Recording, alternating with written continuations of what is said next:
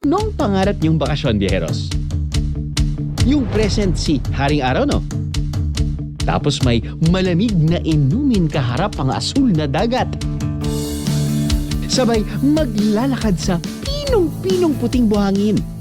Oh, wala mo nang pipikit. Hindi to panaginip, biyeheros. Lalasapin natin lahat to sa totoong buhay. Kung nandito tayo for a day or two or a week, dito po ay laid back po yung inyong bakasyon with a slow and rustic vibe.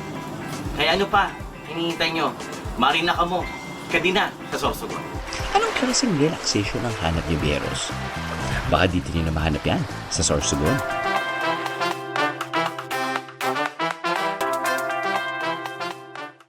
As kamay sa mga team dagat dyan!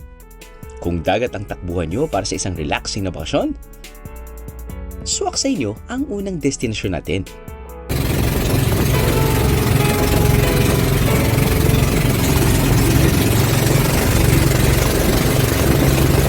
Ito ang pinkish white sand beaches ng Matnog, Sorsogon.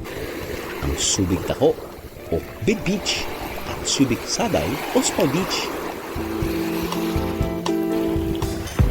Sa Subic Dako, may mga tindahan at pagtutuluyan na pwedeng rentahan.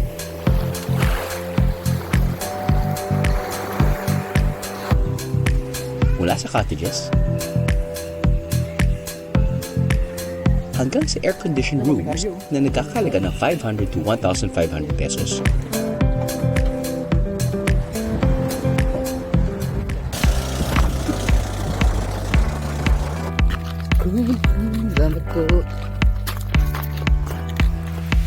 At kung relaxation man lang din po ang hanap nyo, doon sa kabilang isla ay makikita nyo po yung Wag Lagoon.